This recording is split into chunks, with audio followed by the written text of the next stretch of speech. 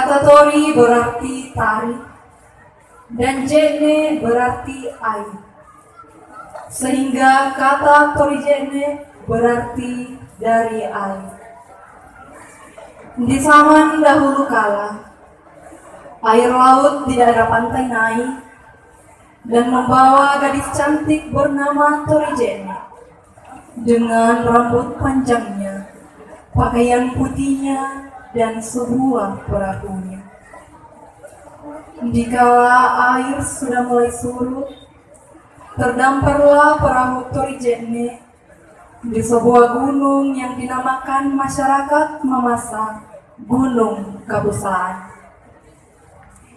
Dalam kesendiriannya, Torijene gelisah dan kedinginan, sehingga ia mencari kayu bakar untuk menghangatkan tubuhnya.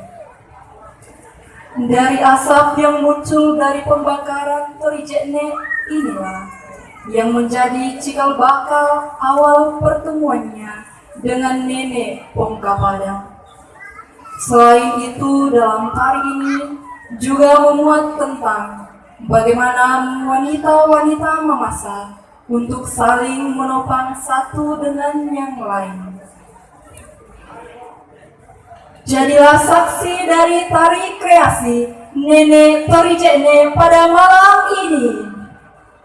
Secara ringkas, asal-usul nenek orang Pus berasal dari tanah Toraja yang bermigrasi ke daerah Kabupaten Mamasa sekarang, di mana pemukiman pertama orang tua mereka berada di Kampung Tua Tabulahan. Diketahui berdasarkan cerita turun-temurun bahwa nenek moyang pertama orang Pus yang datang, menetap dan beranak cucu di Tabulahan adalah sepasang suami istri yang bernama Pongka Padang dan Torijeknek. Dari hasil keturunan nenek Pongka Padang dan Torijeknek inilah yang tersebar dan membagi wilayah dalam 7 kehadatan yang disebut Pitu Ulun Nasalu. Ketujuh kehadatan itu adalah Tabulahan, Bambang, Mambie, Arale, Rantebulahan, Matanga, dan Tabang. Selain keunikan sistem kehadatan mereka, Pus juga memiliki tatanan kehidupan yang sangat teratur dengan asas kehidupan yang disusun rapi yang dikenal dengan nama Pemali Apahandana. Pemali Apahandana memiliki arti 4 asas kehidupan yang menjadi pedoman orang Pus dalam menjalankan kehidupannya, baik kehidupan sosial, sistem kepercayaan maupun strata sosialnya.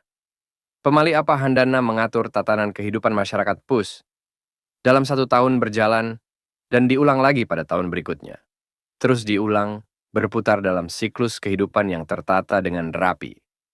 Adapun 4 asas dalam Pemali Apahandana meliputi Pak Totibo Jongam, masa mengerjakan sawah; Pak Tomatim, acara kematian; Pak Banetawam, masa pesta perkawinan; dan Pak Bisuam, masa melaksanakan syukuran kepada dewa.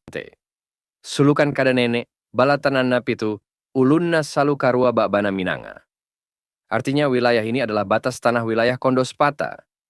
Kepala adat dan warganya di sini mempertahankan wilayah ini sebagai wilayah kekuasaan Kondospata. 3. Turunan Pongka Padang yang tinggal di Panetean dijuluki di Gente, Tampakna Tabulahan. Artinya sebagai batas tanah Tabulahan dan Arale. Kepala adat YJ tinggal di sini menjadi saksi perbatasan antara Tabulahan dan Arale. 4. Turunan Pongka Padang yang tinggal di Mamasa dijuluki di Gente, Rambu Saratu, Limbong Kalua, Tasik Malolonganna Indona Tabulahan. Artinya, digelar sebagai pengemban dan pelaksanaan perjanjian antara Indona Tabulahan dan penghuni wilayah Indona Mamasa.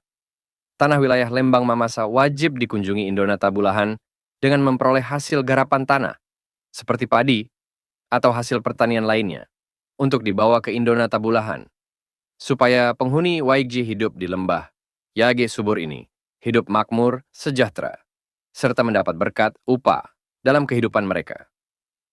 5. Turunan Pongka Padang yang hidup di Orobua dijuluki di Gente, Indona Sesena Padang, Tosikambi, Dua Randana, Penggulingana Kondospata, Toma Dua Lalan Baliadana Mamasa, Tomang Ngindo, Tama Rambu Saratu. Artinya, seorang tokoh bernama Nenek Pasabuan datang menuntut haknya setelah wilayah Lembang Mamasa SDH dibagi dalam wilayah kekuasaan. Nenek Pasabuan datang menuntut haknya karena babinya dipotong saat pembukaan sepu, tas tangan tenunan, sebagai bukti perjanjian para tua-tua atau kepala adat untuk menghormati tugas dan fungsi masing-masing di wilayah Kondospata. Maka Nenek Pasabuan diberi hak untuk menduduki wilayah Orobua. Setelah sebelumnya harus membawa daun enau, daun induk, dan daun paku randanan pakis untuk ditukar dengan padi. 6. Turuanan Pongka Padang Waichaoji mendiami Osango. Digente Tokeran Sepuna Kondosapata. Osango adalah tempatannya para pemangku adat untuk beristirahat sambil menggantung sepu, tas tangan.